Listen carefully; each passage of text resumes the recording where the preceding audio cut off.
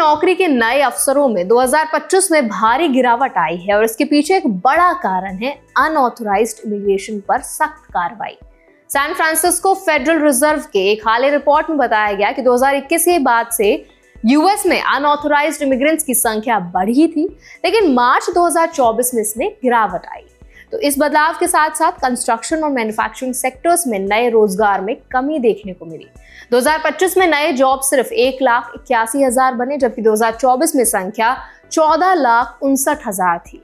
ये लगभग 88% की गिरावट दर्शाता है। तो क्या है पूरा मामला, आइए जानते हैं आज की इस वीडियो में। हाय, मेरा नाम है वर्षा दुबे और आप मुझे देख रहे हैं एनबीटी टेक एड पर। रिपोर्ट बताती है कि अनऑथराइज्ड इमिग्रेंट्स का मतलब है वो लोग जो यूएस में बिना फॉर्मल एडमिशन के आते हैं।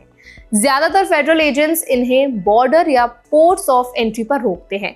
अक्सर इन्हें नोटिस टू अपीयर जारी किया जाता है, जिससे वो इमिग्रेशन कोर्ट में अपनी बात रख सकते हैं। कोर्ट के मामले कभी कभी 1 साल या उससे भी ज्यादा का समय ले लेते हैं। इस दौरान कई इमिग्रेंट्स को यूएस में रहने की अनुमति मिलती है। फेड के इकोनॉमिस्ट डैनियल विल्सन और शिया ओकिंग झो ने ये देखा कि जहां अनऑथराइज्ड इमिग्रेशन की गति सबसे ज्यादा धीमी हुई, वहां कंस्ट्रक्शन, मैन्युफैक्चरिंग और अदर सर्विसेज में एम्प्लॉयमेंट ग्रोथ भी सबसे ज्यादा धीमी हुई। खासकर हाउसिंग सेक्टर में यह असर दिख रहा है, जिससे रेजिडेंशियल कंस्ट्रक्शन धीमी हुई और हाउसिंग सप्लाई पर असर पड़ा।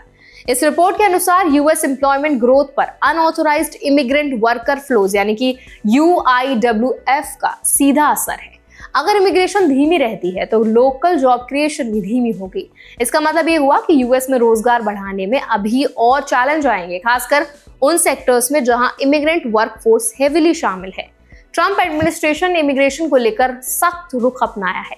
प्रेसिडेंट डोनाल्ड ट्रंप के डायरेक्टिव्स और एग्जीक्यूटिव एक्शंस ने एनफोर्समेंट को तेज किया है। Expedite removals, workplace raids, asylum eligibility tightening, federal और local law enforcement cooperation, detention capacity बढ़ाना और डिपोर्टेशन फास्ट ट्रैक करना इस सख्त नीति का हिस्सा है।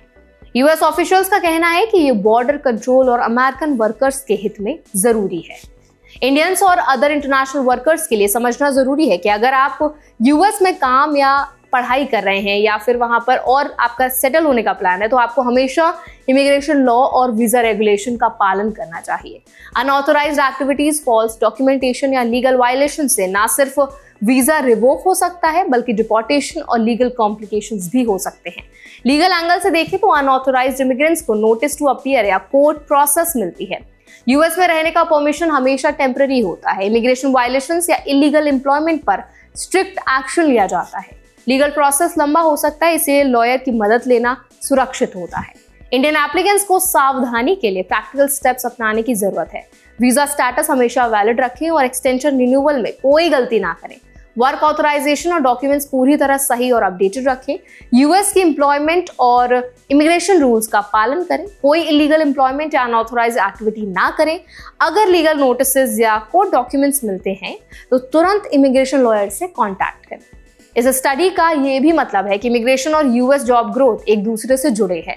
जब अनऑथराइज्ड इमिग्रेशन में गिरावट आई तो कंस्ट्रक्शन, मैन्युफैक्चरिंग और हाउसिंग सेक्टर में जॉब क्रिएशन भी धीमा हुआ।